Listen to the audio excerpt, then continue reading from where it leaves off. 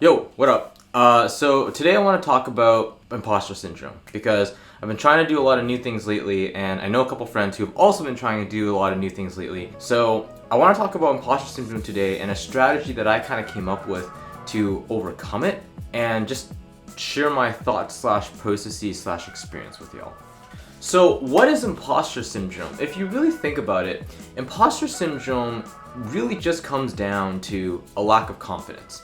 When you try something new, you're in the early stages of figuring out how this works, and you're in the early stages of gaining skills that will allow you to become more confident as you level up in whatever it is that you're pursuing. So if the problem is a lack of confidence, how do we combat that? Well, you could just spend a bunch of time learning the skills and then, getting confident the natural way. Or you could do something I call persona embodying.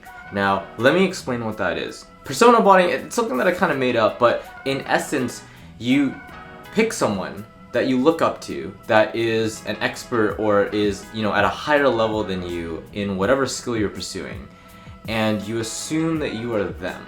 And in essence, you're almost like borrowing their confidence until you have the confidence or gain the confidence through learning, through skills, etc. yourself. And that is what defeats imposter syndrome. It's just eventually getting to a point where you're confident enough in yourself where you stop questioning the things that you're doing and whether or not you're good enough.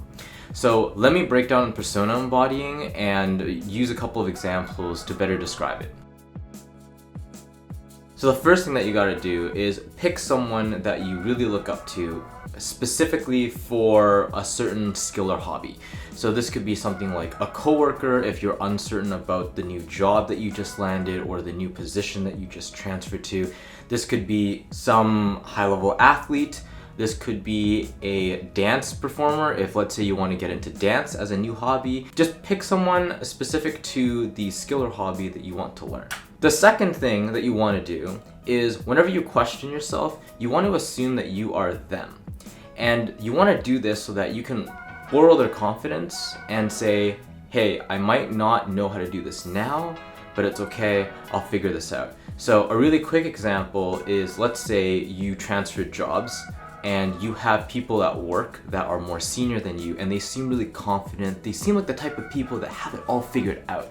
But you're trying to learn this role and you're a bit unsure of yourself. What you can do mentally, just to kind of like borrow that confidence temporarily, is assume you are them. What would I do if I was this person? If I was this senior person with people who, come to me for questions? Like, how would I conduct myself in meetings? Like, would I speak up? Would I not? Of course you would speak up.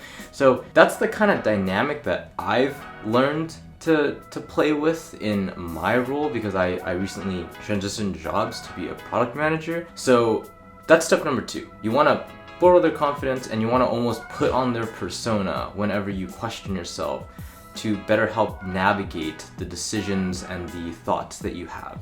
And then part number 3 is you want to use this persona to learn how to be confident yourself, to learn the skills that you need for, in this example, your job. In another example, it could be a hobby. You want to gain whatever you can and almost use this as an opportunity to speedrun the whole confidence thing.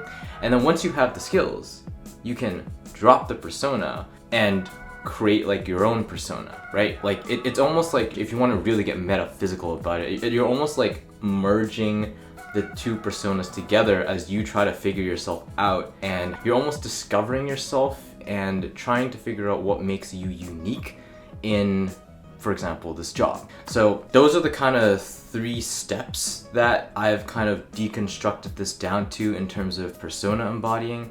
I will leave you with 2 caveats though from my experience. The first one is know when to take off the persona. If you put on this like mask almost, or this persona all the time that you're like super confident, but on the inside you don't feel confident, that can be something that can come across as very disingenuous and can actually stop you from progressing as quickly as you want to in terms of learning, in terms of interacting with people, and in terms of just leveling yourself up. So make sure you know when to let go of the persona, because you are eventually going to have to let go of it eventually, because that person isn't you. You're just borrowing their persona for the whole confidence thing, and for, you know, mental thought process reasons, but know when to let it go. The second thing is, don't be afraid to switch personas and almost like question that persona. So back to the whole new job example, right? If you switch jobs recently and you have someone at work that you really admire, and you start asking them questions as you kind of learn more about the persona and who they are, and then you come to realize that you don't really agree with a lot of the decisions that they make, then don't be afraid to find another coworker who you look up to, or another like role model that you can almost borrow their persona from and switch it up. So those are the two caveats I'll leave you in terms of my experience. I hope this has helped you in some way. I really like deconstructing things down and coming up with strategies to handle things like this. So, you know, this is just me rambling about how I've tackled, I guess, imposter syndrome. And yeah, I'll see you later. Peace.